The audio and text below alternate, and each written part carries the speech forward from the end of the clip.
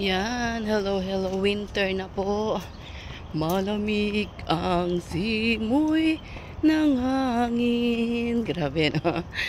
It's 8:30 ng umaga. December 14. Halos 2 weeks na tayo. 2 weeks na lang matatapos na ang 2024. Yan. Malamig na dito sa Middle East. How much more, no? Yung sa iba nakita ko, grabe.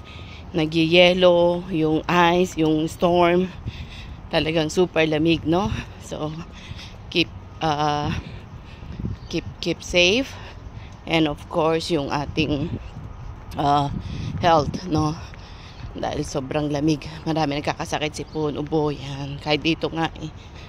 So, God is good pa rin. Salamat. Napakabuti ng ating Panginoon. And of course, yan.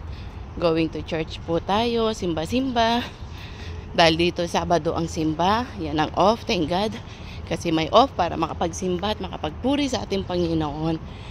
No, napakasarap. Masarap sa atin mga OFW pag walang yung day off, yung magpahinga ka na lang kasi for 6 days pagod ka talaga.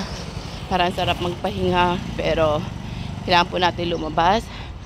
Kailangan na, syempre, yun lang yung pinaka aliw natin, diba? Yung unahin natin ang Panginoon sa pagsisimba. And then the afternoon, yun na yung bibilhin mo. A little bit pasyal-pasyal para at least naman makalabas-labas ng konti. So, pang-unleash, pang-relax, ganyan.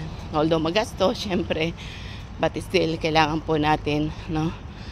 Mga pamasahe, food, and everything. Syempre, mahirap din yung pagod.